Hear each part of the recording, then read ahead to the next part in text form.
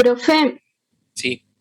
yo tengo una duda en la de alquenos, en el 6, en el 6 y en el D. ¿Qué diferencia tiene que el permanganato sea concentrado y caliente y diluido y frío? Perfecto. La diferencia entre el permanganato concentrado y caliente y diluido y frío, es decir, esa diferencia en la condición de la reacción, la marca porque me lleva a productos distintos. ¿Son las dos condiciones de oxidación? Sí, efectivamente las dos son condiciones de oxidación. Pero las condiciones diluidas y frías son más suaves que las condiciones de concentrado y caliente. Suponete que tenemos este alqueno, ¿no? Y vamos a hacerle dos reacciones. Permanganato de potasio al 1%, ¿sí? Es decir, diluido y frío. De hecho, no es, soy hincha pelota, ya sé, pero para mí si es frío, yo lo haría azul. Entonces, permanganato de potasio al 1%, ¿sí? Que lo mismo que decir diluido y frío, es una de las posibles condiciones de la reacción. Este reactivo, puntualmente así, permanganato de potasio al 1% diluido y frío, se llama reactivo de Bayer. Escribí con las patas.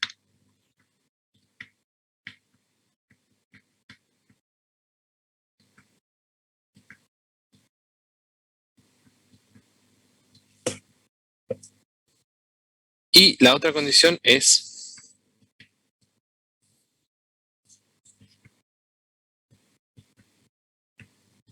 concentrado y con calor, caliente, ¿sí? Este no se llama nada, no se llama Bayer caliente, se llama permanganato concentrado y caliente. Buah. ¿Cuál va a ser el producto de la reacción cuando estoy con permanganato diluido y frío con reactivo de Bayer? Va a ser una oxidación, porque es un oxidante, el permanganato, y lo que voy a obtener como producto van a ser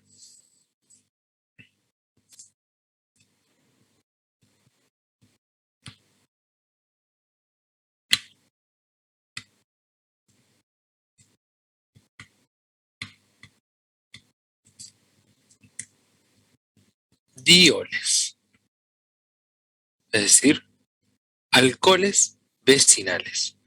Es decir, donde estaba el doble enlace, el permanganato frío va a romper uno de los dobles enlaces para generar enlaces nuevos con oxígeno.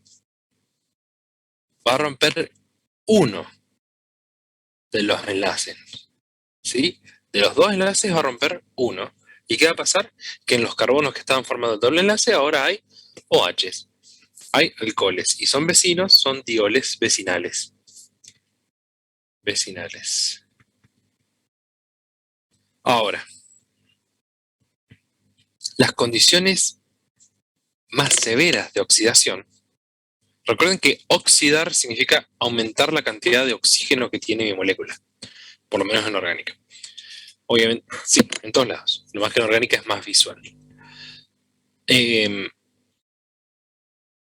Las condiciones entonces más extremas no van a frenarse y no se van a quedar satisfechas con romper un enlace. No, las condiciones más severas van a romper los dos enlaces, van a romper la cadena, van a cortar la cadena carbonada. De modo tal de que me quede un pedazo del R1 oxidada. En este caso, como yo tenía hidrógenos, eso va a depender de qué es lo que hay acá. Vamos a hacer lo siguiente.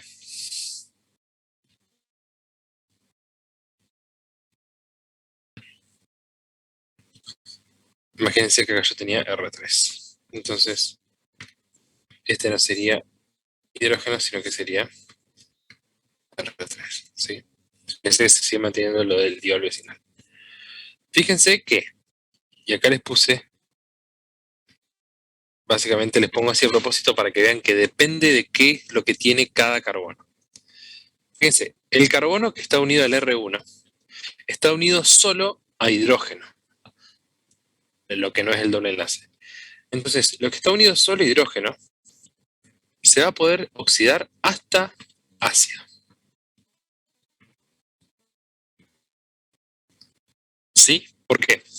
Porque se rompe este enlace, se rompe el enlace, el primer enlace que está señalizado como azul. Lo voy a hacer por acá. Fíjense, tenía estos dos enlaces antes, ¿no? Cuando rompo el primero,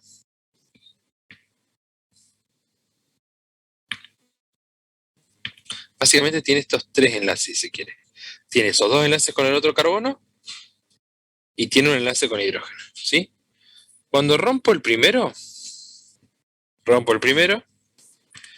y lo que hace la oxidación es, bueno, ahora vas a tener, te rompió el enlace y lo vas a tener con alcohol.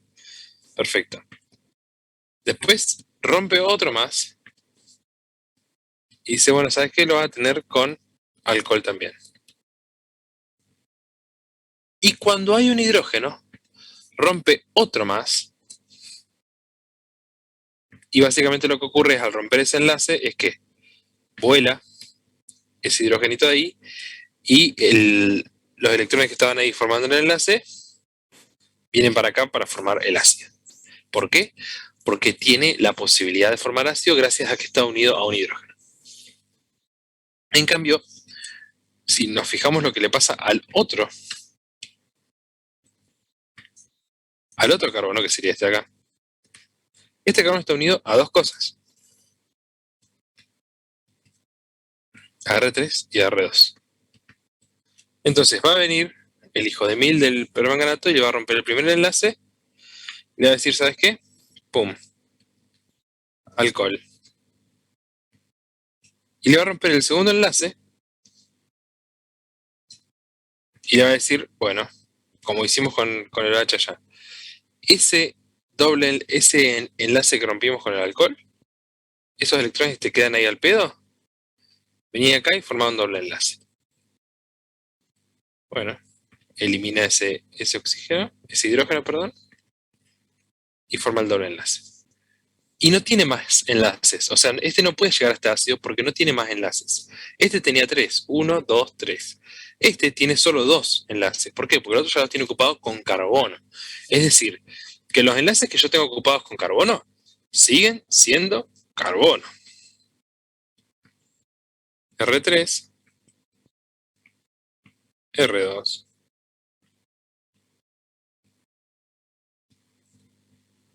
Y llega a una acetona. Entonces, disculpen. Entonces, para volver sobre lo que vimos recién, cuando yo tengo un alqueno y lo quiero oxidar con permanganato, tengo que prestarle atención a las condiciones de la oxidación. Si la oxidación se da en condiciones suaves, lo que va a ocurrir es que no se va a romper la cadena carbonada, sino que se va a romper el doble enlace y voy a sustituir ese doble enlace por OHs para obtener dioles vecinales. En cambio, si estoy en condiciones fuertes, voy a cortar con la cadena carbonada en el lugar donde estaba el doble enlace, y dependiendo de la cantidad de enlaces que no estén ocupados por cadenas carbonadas de cada carbono, voy a poder llegar o a ácido o a acetona. Es decir, si una parte del doble enlace estaba monosustituida, por ejemplo, este carbono está sustituido una sola vez, está monosustituido, voy a llegar hasta ácido. Si está disustituido, voy a llegar hasta cetona. Y antes de que me pregunten, ¿qué pasa con un doble enlace terminal? Cuando está cero sustituido. ¿Sí? Por ejemplo, este doble enlace. ¿Qué pasa cuando lo someto a las condiciones fuertes? Bueno, lo que le pasa a la parte con el R ya saben, ¿no? Ese carbono estaba monosustituido, este carbono de acá está monosustituido, entonces va a llegar hasta ácido. El otro carbono no está sustituido. Entonces este carbono se va a oxidar a lo máximo que se puede oxidar una molécula. A dióxido de carbono. Entonces, posibles productos para la oxidación con Bayer, perdón, con permanganato de potasio caliente y concentrado es ácidos, si el carbono estaba monosustituido, cetonas, si el carbono estaba disustituido, o dióxido de carbono, si el carbono no estaba sustituido. ¿Se entendió? Sí, profe, me quedó claro. Y en el caso de la ozonólisis pasa algo similar, ¿no? Porque ahí Bien. hay como condiciones distintas también. La ozonólisis, como su nombre lo indica, siempre, siempre, siempre rompe cadena. Es decir, la ozonólisis va a romper la cadena, no va a generar medioles la ozonólisis nunca. La ozonólisis siempre va a romper. Ahora, dependiendo si es ozonólisis oxidativa o reductiva, va a llegar hasta la condición más oxidada, que sería ácido o dióxido de carbono, en el caso de la oxidativa. Es decir, si tenés ozonólisis oxidativa, vas a obtener el mismo producto que si hicieras una oxidación con permanganato concentrado y caliente. Ahora, si la ozonólisis fuera reductiva, también vas a romper, ¿sí? Ozono en presencia de zinc. También vas a romper la cadena, también vamos a romper la cadena, con la diferencia de que no va a llegar a lo más oxidado que sea. Es decir, lo que en la ozonólisis oxidativa y en la permanganato caliente antes era ácido, ahora va a ser aldehído. Es decir, oxida pero no tanto, oxida hasta aldehído. La cetona va a ser cetona. Y en el caso del dióxido de carbono, en vez de ser dióxido de carbono, va a ser formaldehído.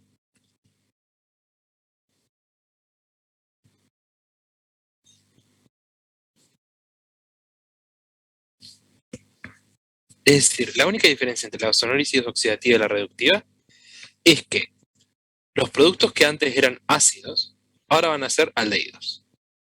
¿Por qué? Porque son condiciones más suaves de oxidación.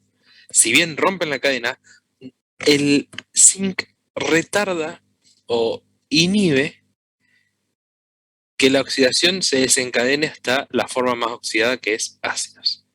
Entonces, si yo quiero obtener aldehídos, lo voy a, o sea, si ustedes ven en este parcial, ¿sí? Porque después en el otro ya no. Si ustedes ven que quieren obtener un aldehído, la única forma de obtener aldehído es mediante romper una cadena de alqueno con condiciones de ozonólisis suaves. Para obtener ácidos, puedo utilizar ozonólisis extrema, como es la ozonólisis oxidativa, o permanganato de concentrado caliente, que da exactamente lo mismo. Bien.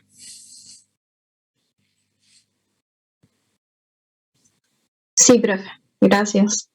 Genial.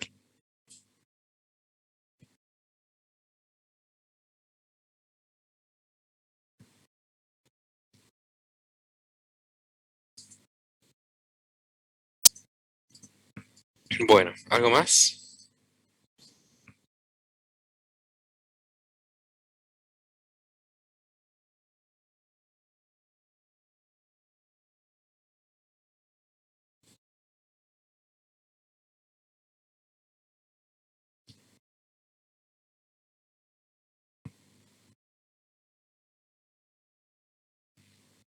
Si no, bueno, junten dudas durante el fin de. También mañana tienen práctica. Se va a seguir avanzando la teoría. Junten dudas durante el fin de y nos vemos el lunes. Profe, sí, yo tengo una consulta. Decime. Algo teórico. Ok. Un carbono con hibridación sp2 son más electronegativos que un carbono con hibridación sp3. Correcto. No entiendo muy bien por qué ocurre eso. Ok. Eso ocurre por la forma y la distribución que tienen los orbitales sp2 y los orbitales sp3. Los orbitales sp2, vamos por el principio, los orbitales sp3, como su nombre lo indica, están formados por un orbital s y 3 orbitales p. ¿Sí? Es decir, la composición es 75% p, 25% s. ¿Sí? Entonces, esto me da como resultado orbitales que son bastante largos con el ovulito S. En cambio, el orbital sp2 está formado por un S y 2p. Ahora, la proporción cambia. Es 33,33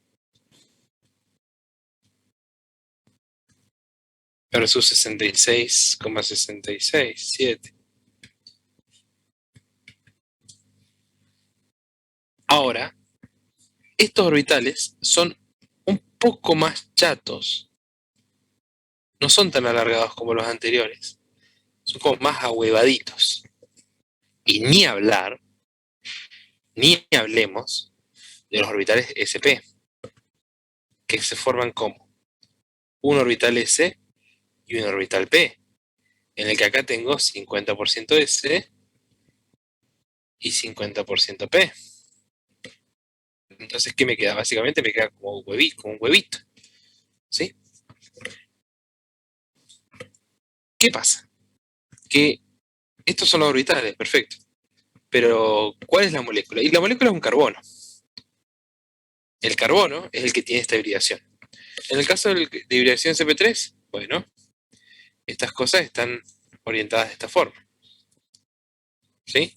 Y recuerden que el carbono tiene una valencia de 4, está unido siempre a 4 cosas. ¿Por qué? Porque tiene 4 electrones en ese último nivel. Son esos 4 electrones de ahí. El carbono entonces sp3 es ese. El carbono sp2 va a ser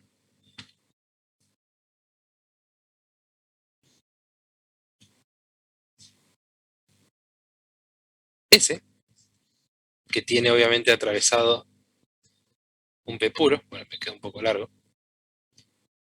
Pero tiene atravesado un P puro y acá es donde tiene los electrones. ¿Sí? Y el carbono sp básicamente va a ser una cosa así. Estos van a ser sus lobulitos, que son estos que están acá. Ay, mira, era otro color. Bueno. Y va a tener sus 2 orbitales p puros. Entonces, fíjense que la distancia que hay entre la C, que básicamente me representa el núcleo positivo del carbono, ¿sí? Recuerden cuando hablamos de átomo que era un núcleo positivo con una nube negativa. Fíjense, el electrón está acá y el núcleo está acá. Esta distancia, en el caso de los sp3, es bastante larga, ¿sí? ¿Por qué? Y porque estos guachos son largos. ¿Por qué son largos? Porque tienen un 75% de su composición de orbitales p, que los p son largos. Ahora, en el caso de los sp2, esta distancia es más corta. ¿Por qué? Porque los bracitos de estos son más cortos. ¿Por qué? Y porque ahora yo uso un p menos para hacer la mezcla. Entonces, si bien son un poco parecidos a los p, no son tan parecidos como en este caso. Y ni hablar de los SP. Ahí los tienen ahí nomás. Fíjense, estoy ahí nomás del centro. Los electrones están bastante pegados al núcleo. ¿Por qué? Y porque estos son re chiquitos, son una bolita. ¿Por qué? Porque uso 50 y 50. ¿Sí? Para hacer la mezcla. Entonces, ¿qué carajo tiene que ver esto con la electronegatividad? Bueno, la electronegatividad tiene que ver con la afinidad que tiene un electrón, perdón, la afinidad que tiene un átomo por electrones, básicamente. Y mirando la estructura, me doy cuenta que si estas moléculas, este átomo, perdón, y este átomo, en comparación con este, tienen a los electrones más cerca del núcleo, quiere decir que están preparados para poder bancarse esas fuerzas electrostáticas que hay entre el electrón y el centro, ¿ok? Y el núcleo.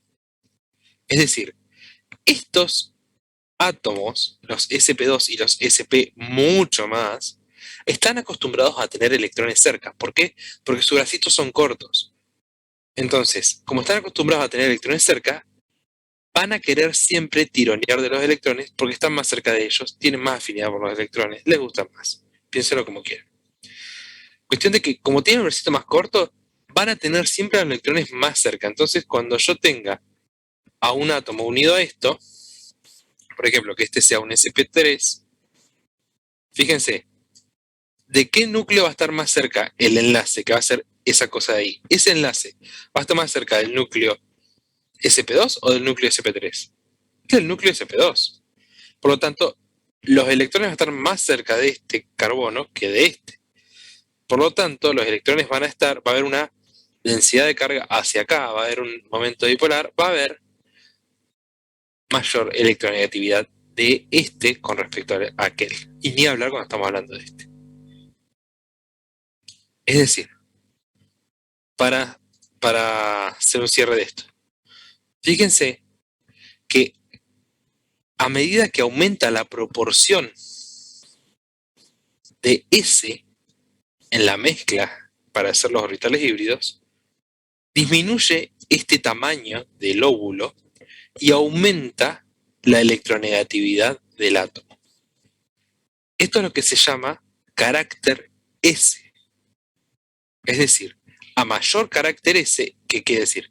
A mayor composición, a mayor concentración de S, acá tenemos 25, 33, 50, a mayor cantidad de S, mayor electronegatividad. ¿Por qué? Porque los bracitos son más cortos, porque los electrones están más cerca del núcleo y se la bancan más que este que lo tiene más lejos. ¿Cerró un poco más la idea ahora? Sí. Buenísimo. Profe, Sí. cuando hablamos de diferencia de electronegatividad entre cualesquiera átomos, ¿estamos hablando precisamente de esto? Sí, Ah, ok, gracias. de nada.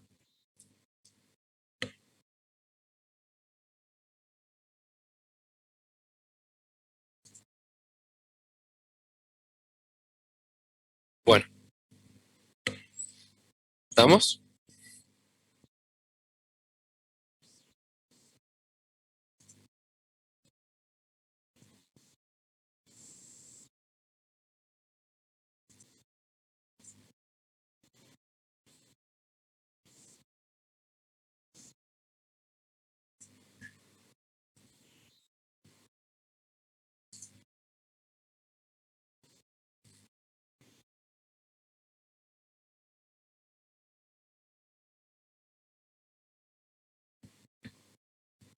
Estamos.